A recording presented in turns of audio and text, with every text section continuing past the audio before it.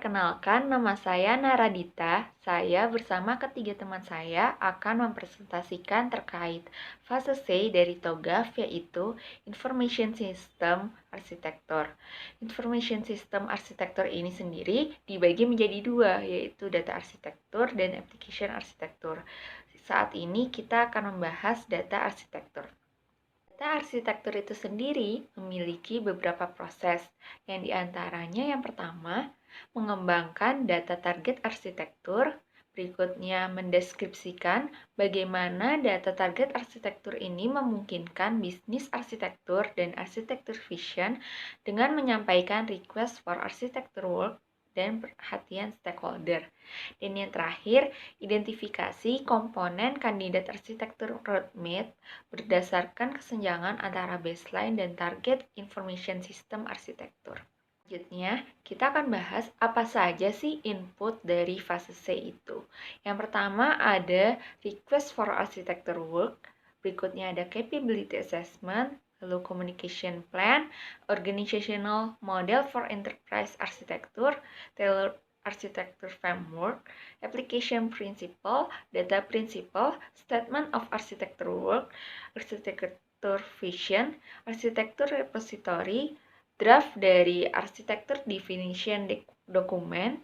Berikutnya ada draft architecture requirement specification, dan yang terakhir business architecture component of an architecture roadmap.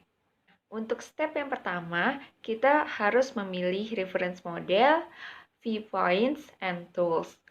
Untuk yang pertama prosesnya, pilih data arsitektur reference model dan pola yang relevan dari arsitektur repository berdasarkan fokus dan driver yang diketahui.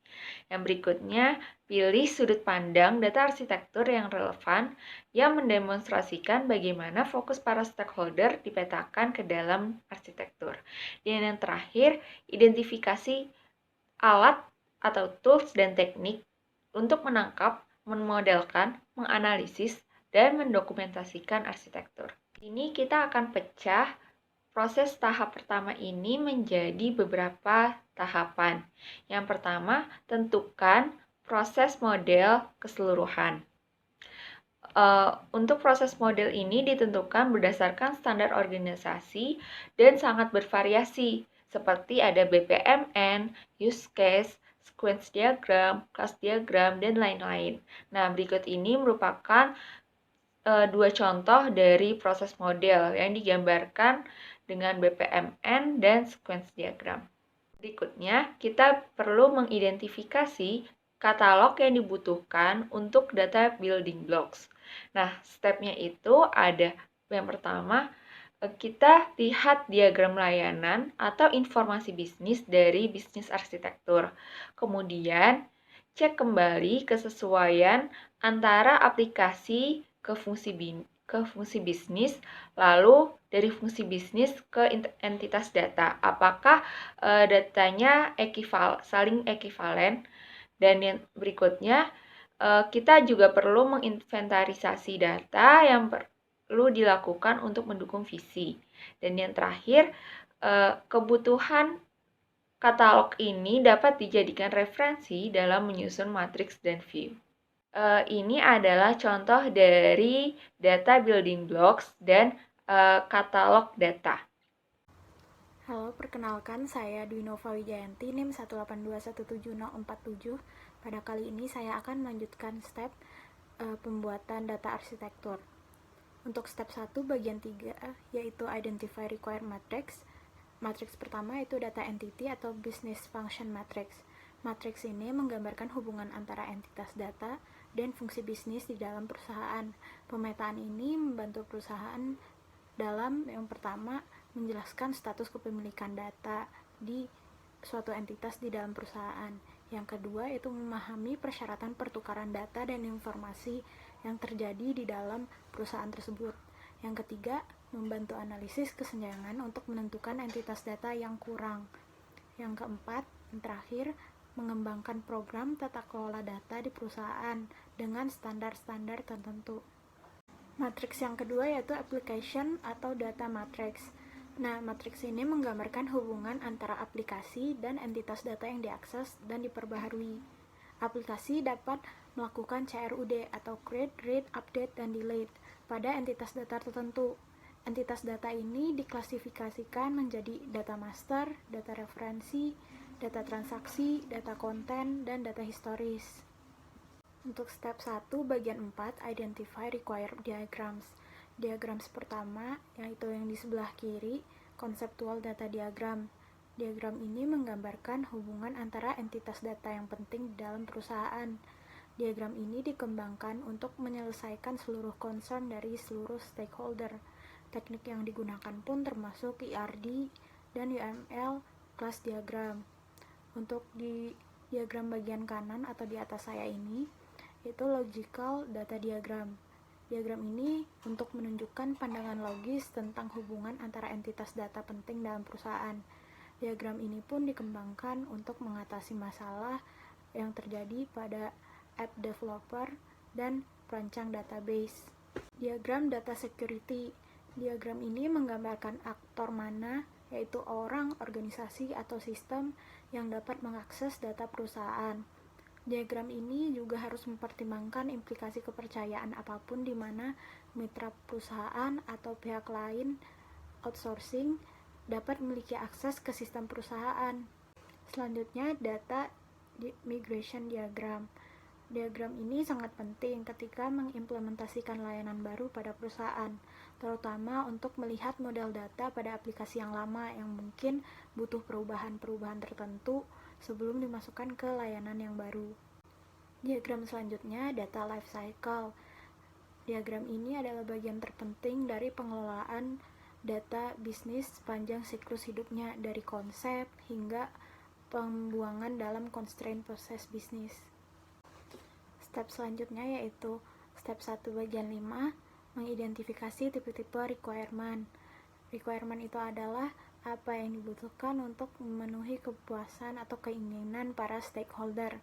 Contoh requirement pada data arsitektur ini yaitu yang pertama, pembuatan sistem keamanan data, dan kedua, data antar fungsional terintegrasi dengan baik. Step kedua yaitu develop baseline data architecture description, yaitu deskripsi dasar dari arsitektur data yang sudah ada pada perusahaan saat ini untuk dikembangkan menjadi level yang lebih tinggi lagi. Baseline data arsitektur terbagi atas tiga level. Yang pertama, konseptual. Konseptual ini menggambarkan konsep arsitektur dari sudut pandang eksekutif perusahaan, seperti menekankan pada konsep user satisfaction dan data service security classification view. Yang kedua yaitu logical, menggambarkan bagaimana suatu solusi bekerja dalam hal fungsi dan informasi yang logis. Dan yang terakhir, physical.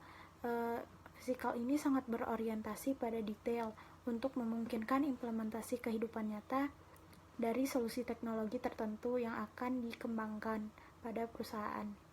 Pada step ketiga yaitu develop target data architecture description, akan dilakukan penjabaran deskripsi dari target arsitektur data yang akan dibuat.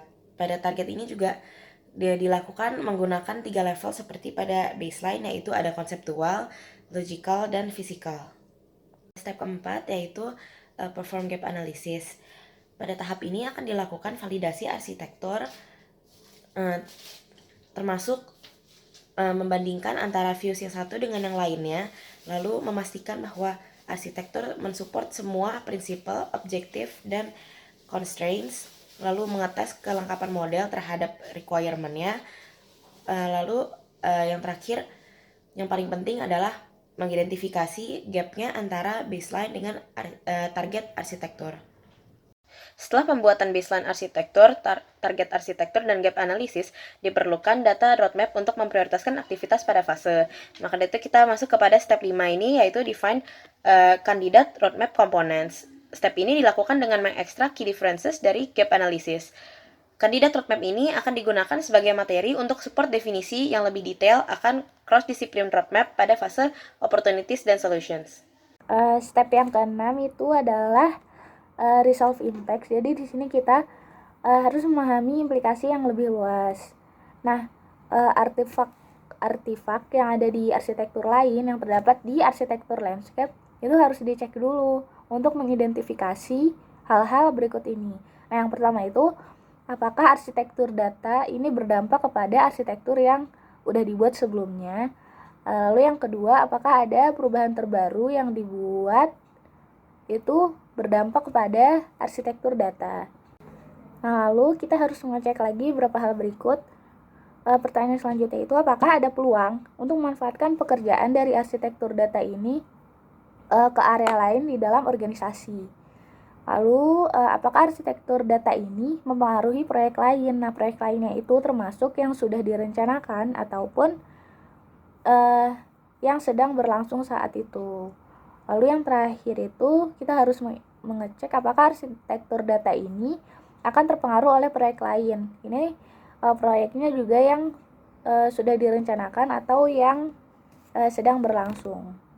Lalu step ketujuh itu melakukan tinjauan ke stakeholder.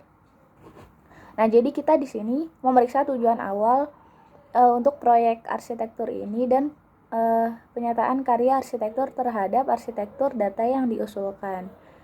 Nah, lalu kalau dampaknya signifikan, ini bisa menjamin arsitektur bisnis sama arsitektur aplikasinya itu ditinjau kembali.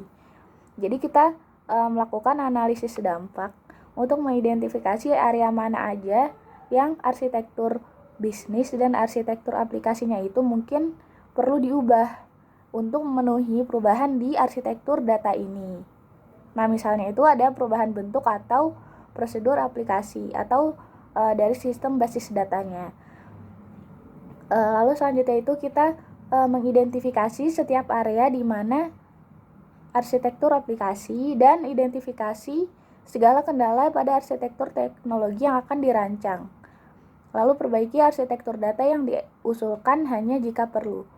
Nah, jadi kita mengidentifikasi setiap area di mana sih arsitektur aplikasinya ini mungkin perlu diubah untuk memenuhi perubahan dalam arsitektur data.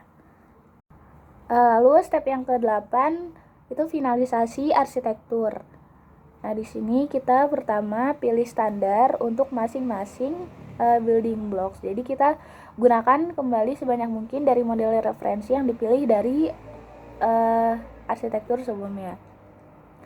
Lalu kita melengkapi semua dokumentasi untuk setiap building blocks-nya. Lalu kita melakukan cross-check akhir arsitektur keseluruhan terhadap sasaran bisnis. Nah, jadi di sini kita mendokumentasikan alasan untuk membangun keputusan tiap building blocks dalam dokumen arsitektur. Lalu yang keempat itu kita mendokumentasikan laporan final traceability report. Lalu dokumentasikan pemetaan terakhir arsitektur dalam arsitektur repository. Nah, dari blok bangunan yang dipilih, kita identifikasi mana yang bisa digunakan kembali. Misalnya itu ada praktik kerja atau peran, hubungan bisnis, terus uraian pekerjaan. Lalu kita publikasikan. Nah, terus yang terakhir kita finalisasi semua produk kerja. Ini misalnya kayak gap analysis. Lalu step yang ke-9 atau yang terakhir, kita membuat dokumen arsitektur definition. Di sini kita dokumentasiin lagi alasan kenapa kita membuat keputusan masing-masing building blocks. Nah, lalu kita persiapkan bagian bisnis dari dokumen arsitektur definition. Nah, ini terdiri dari ada business data model, logical model, data management process model, data entity atau business function matrix, sama data interoperability requirements. Nah, output yang dihasilkan di fase C ini adalah deliverables dari fase arsitektur vision yang telah disempurnakan dan diperbarui termasuk statement of architecture work. Lalu draft arsitektur definition document. Nah, itu isinya ada baseline data arsitektur, terus target data arsitektur, baseline application arsitektur, target application arsitektur, data arsitektur views yang sesuai dengan viewpoint, application arsitektur views yang sesuai dengan viewpoint. Lalu draft architecture requirement specification. termasuk kebutuhan information arsitektur, seperti hasil dari gap analysis, terus technical requirements yang relevan, constraints pada teknologi arsitektur yang akan dirancang, bisnis requirement yang sudah diperbarui, dan yang terakhir komponen sistem informasi dari arsitektur roadmap. Sekian penjelasan mengenai data arsitektur dari kelompok kami. Terima kasih sudah menonton.